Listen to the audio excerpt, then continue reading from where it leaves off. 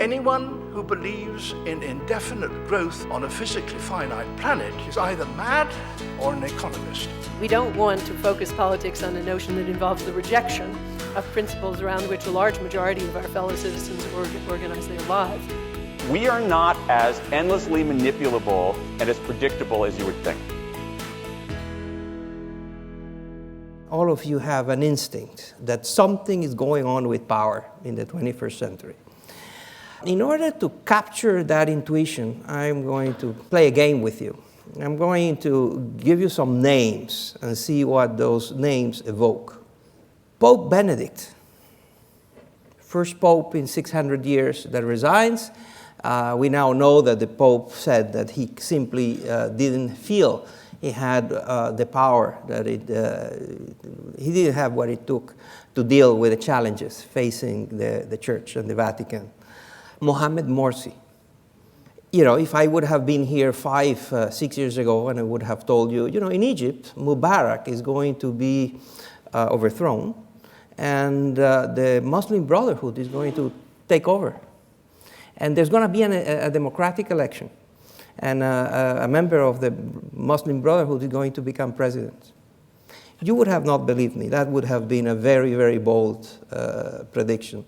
But that's what happened. And then, of course, as we know, Mr. Morsi was ousted. He took power. He went to the same office that Mubarak had held for so many decades and tried to behave like Mubarak. And so that's a very good example of how power has become easier to acquire, harder to use, and is more fleeting. Kodak. In the United States, it's easy to ask an audience like this, who doesn't have a Kodak moment? This very large company dominated photography and imaging and film and everything for almost a century. It was a big multinational. It was one of Fortune 500 companies, very large, dominant, almost a monopoly. Well, Kodak is no longer. Kodak is bankrupt. And in a very interesting coincidence, at the same time that Kodak was filing for Chapter 11 bankruptcy procedures, another company in the same business that was 3 years old, had 13 employees, and I joke the average age of the employees was 13. That's not true. But a very young company was sold for $1 billion. That company is called Instagram.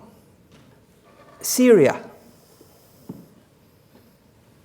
So here we have the president of the superpower telling the president of the government of an almost failed state and a very embattled small country in the Middle East, if you use chemical weapons, I'm going to bomb you. And the president of this small, almost failed country uses chemical weapons, and the superpower is not able, the president of the superpower is not able to deliver on his threat. The Washington Post. The Washington Post was, as you know, was recently sold to Jeff Bezos, the founder and owner and force behind Amazon. So this is, of course, one of the world's big brands in journalism, in newspapers, in media. And it was sold to the owner of an internet company. The Taliban. After the Taliban was ousted by the coalition forces in Afghanistan in 2003, 2004, the Taliban just evaporated and disappeared. They were the government of Afghanistan, and they were just toppled quite quickly, and they disappeared. If I would have told you, in 10 more years, or a little bit more than 10 years, the Taliban is going to be a force, and is going to come back and still be alive and control important aspects. It would not have defeated the Pentagon and the coalition forces, but it would have denied this very mighty military force the ability to do whatever they want. Edward Snowden. Enough said. The Tea Party. Here we have a group of insurgents in politics in the United States that came almost out of nowhere, very surprising, and they managed to take over very, very important segments of the US Congress and the US political system. And they were able to impose their points of view, even though they were and they are a minority, to the point in which this small group of political insurgents were able to shut down the US government. And they were even threatening to stop the government of the United States of operating financially. There is the fiscal cliff, as you know, and all of the ability of the United States to fulfill its financial obligations. That would have, of course, created a global financial crisis. What I am using these examples, that there is something fundamental that is changing in the world concerning power. I'm not saying that power does not exist anymore. Of course, I would be very naive. It would be foolish to deny that the Pentagon or the Vatican or the President of China are not very powerful individuals, or President Obama. They are, of course, they are very significant centers of power in the world. My argument is different. My argument is that those who have power today are more constrained in what they can do with that power. That power is far more, as I said, difficult to use, that is more risky, and more fleeting. That turnover rates at the top of everything are higher than ever.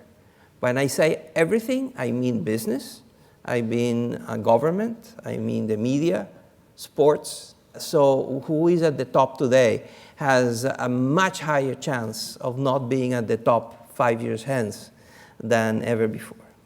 We know, and you know, that power is shifting. Power is moving from west to east, north to south, from presidential palaces to public squares, from old, large companies to young startups, increasingly even from men to women. Not as much as we would like, but far more than what it used to be. We have more women in power today than before. We know that the shift is evident. I think it's easy to recognize. I think it's very factual, and it's there. What I argue is that power is not only shifting, power is also decaying. That people that have power can do with it less than what their predecessors in those positions were able to do. Let me just give you a few examples of the sort of views and data that are there. In national politics, for example, it's very interesting to find that contrary to what seems to be the dominant headlines in newspapers and the news, this is a very bad time for dictators. In 1990, the world just had 69 democracies. Today, we have 117. And of course, you can debate the definition of democracy and what democracy means, but bottom line, half of humanity today lives in countries where governments are elected and are not permanent. And that's a big number, and is a number unprecedented in human history. The other thing that has happened that is very interesting in democracies is that landslides in elections are becoming endangered species. If you look at the numbers of the margin of victory that took place in elections around the world, where elections are free and fair and real, you will see that between 1970 to today, the margins have been shrinking to the point of almost disappearing. It is very rare, it is an exception these days that a government is elected with a landslide. That means that voters are not giving strong mandates, strong majorities to governments. Moreover, voters around the world like to have divided governments. They elect a candidate by a thin margin to the executive branch, but the legislative, the parliament, the Congress, is typically controlled by the opposition. That is true in 30 out of the 34 countries of the OECD. And if you go beyond that to other countries, to other regions, you will find that the norm today is that domestic politics in the world are becoming Italian. By that I mean everywhere you find very unwieldy coalitions that to govern you need to create very, very complex, unstable, fragile, slow, unpredictable kinds of arrangements between very strange bedfellows, even between political groupings that hate each other. Everywhere you are discovering what Prospect magazine in a recent issue called the ascent of rejectionist politics. The notion around the world where you find voters that are just fed up with the traditional politicians and the traditional political parties. And all of a sudden, they start voting for these newcomers coming out of nowhere and giving those people a chance, an opportunity. We are seeing it in a lot of countries. Again, these are the Kodaks and the Taliban of the world. They may not win, they may not displace the established powers, but they become a force, a new force that can constrain and limits the range of options available to the traditional powers. That has created in democratic systems around the world what Professor Frank Fukuyama has labeled vitocracies. Meaning that in democracies around the world, we have these systems in which we have a proliferation of actors, either groups or even individuals, without the power to impose an agenda or a view or a program, but with the power to veto the initiatives of others. Therefore, you create vitocracies, systems in which you have a variety, a profusion of entities capable of curbing, limiting, vetoing the initiatives of the majorities. And that then creates all kinds of limits on the executive, as you can imagine. But it's not only that. Its executives are also now confronted increasingly with the ascent of the power of local governments. There has been around the world one of the global trends that is easy to discern is a shift of power from the central, from the capital to provinces. You can see the cities becoming the center of action. You can see mayors being the popular politicians in countries. Around the world, the chief executive, the president, the head of state, tends to be far less popular than the mayors of the large cities. So you have this devolution of power that also limits the executive, but also you have increasingly independent central banks. You have more activist judges and activist magistrates around the world. Very often we see judges making decisions and intervening in aspects that were used to be decided by politics. And then you have the long list of non-state actors. You have the international financial system. You have multilateral organizations. You have NGOs, all kinds of things that make the best image for a head of state this day is like Gulliver, tied down by thousands of little strings by Lilliputians that limit what this giant can do. Another good example is the military. Just to give you a sense of proportion, it is estimated that Al-Qaeda spent $500,000 to stage the September 11 attacks. The reaction by the United States to those attacks is estimated at $3.3 trillion. To put it in proportion, for every dollar that Al-Qaeda spent, the United States spent $7 million. If I ask you, what are the most transformational, disruptive technologies of the 21st century in the military realm? One is drones, and the other is IEDs, improvised explosive devices. What do they have in common? They are no longer under the control of the military.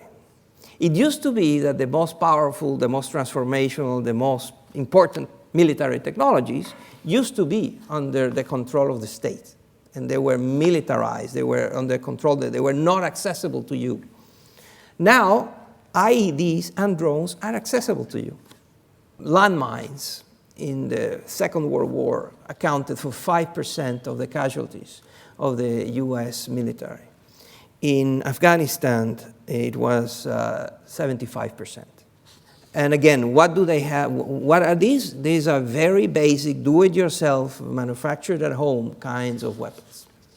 There's a very interesting study by a Harvard professor called Ivan Arregin Toft. He decided to study asymmetric wars. He looked at battles and he measured the two sides that were fighting the battle. And he wanted to identify in each battle who was the weak side and who was the strong side, who had more weapons, more technology, more troops. And he then had a methodology to do that, and he looked at battles between 1800 and 1949. In that period, the weak side won 12% of the time.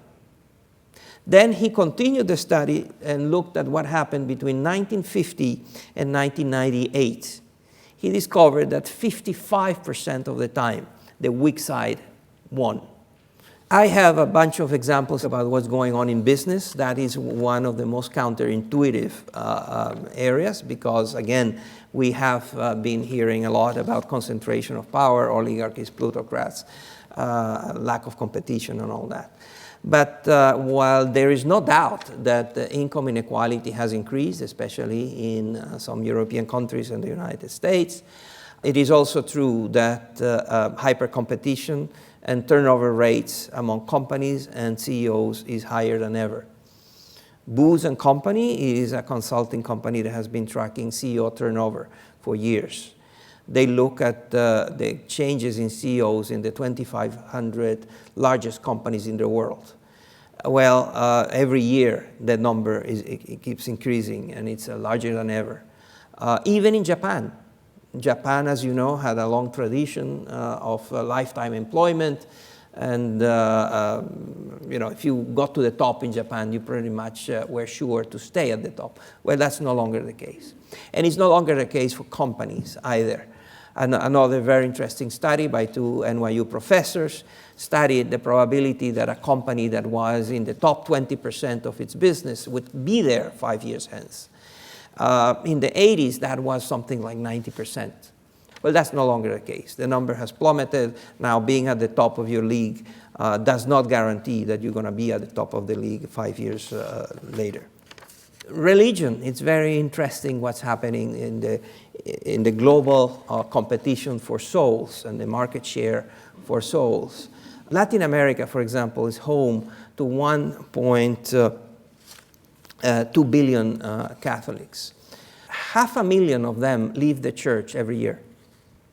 That is a trend that may be reversed with the appearance and the energy and the enthusiasm created by Pope Francis. But the fact is that around the world, in Latin America, in Africa, in Asia, the Catholic Church is losing market share. And who they are losing it to? Well, to churches that are not unlike Instagram. Very often, they are evangelical, they are religious leaders that just get a warehouse in some slum in a very poor place and create a church. A church that speaks and is closer and it's more attractive and more alluring to the people in that neighborhood, in that community than others. And that is happening worldwide. And they do not belong to any structure, they don't belong to any hierarchy, they are, again, do-it-yourself religion. In order to have power, you have to have some unique asset that is hard to replicate by your challengers, by your rivals, by the people over whom you exercise power. That asset or collection of assets can be charisma or money. In the case of religion, can be long traditions and a whole structure. If it's business, it's technology or a brand name or capital. If it's the military, weapons and all of that. So there is a long list of factors that shield the powerful from the challenges of the rivals and others. Those shields are becoming less protective. The shields are losing their effectiveness and are allowing others to challenge those that have power. And that's why power is becoming weaker. And there is a long list of reasons why that's happening. The first instinct is that it's all about the internet. And the answer is that the internet is just a tool, and the tools need users, and users have motivation and direction. The shields, the barriers that protect the powerful, I group them in three categories that I call revolutions. One is the more revolution, the second is the mobility revolution, and the third is the mentality revolution. More captures the fact that there is a profusion. We live in a world of profusion. There is more of everything. There's more people, more countries, more NGOs, political parties, universities, militaries. Check any number that tracks the human condition and humans organizing themselves, and see what was the number in 1990 and see what's the number today, and you'll see that it has skyrocketed. And not only do we have more of everything, but that more moves more. And that's the mobility revolution. And together, they create profound changes in mentality. The University of Michigan, for many years, many decades now, has the World Values Survey. They go and they have a sample that represents something like 85% of humanity. Even in 10, 15 years, there has been a very profound change worldwide in values, aspirations, expectations, a sense of entitlements, and all that. And so the three together, the more revolution helps challengers overwhelm the barriers that protect the powerful. The mobility revolution helps them circumvent the barriers, and the mentality revolution is undermining them. Together, they create this world in which power is easier to acquire, harder to use, and much easier to lose. So is power like gold, or is power like love? I mean, if we had a certain amount of gold in this room, we could decide who was going to have it, but there wouldn't be any more gold as a consequence of us moving around the room. But if we all spent time here and we got to know each other and all that kind of stuff, there'd be loads of love. This is a very fundamental question, and that is, if the point is, when power moves from A to B, the amount of power continues is gold, right? The amount of power is constant. And what I argue is that what B gets is less valuable than what A had. By that I mean that A could do more with the power it had than B. And so there is a depletion of power. So it's not love and growing and positive. We have to come up with a different example, because it's not gold and it's not love. It's something that was shifted. That is, what's happening is that total amount of power may be constant, but is divided into far more. Take, for example, any newspaper, and take the managing editor of a newspaper. That was a very powerful person 20 years ago. Today, the managing editor of one of the leading newspapers has to compete with bloggers and with a lot of other, is far more fragmented. So the total amount of power may be the same, but it's exercised and distributed in ways that have depleted it in a bit.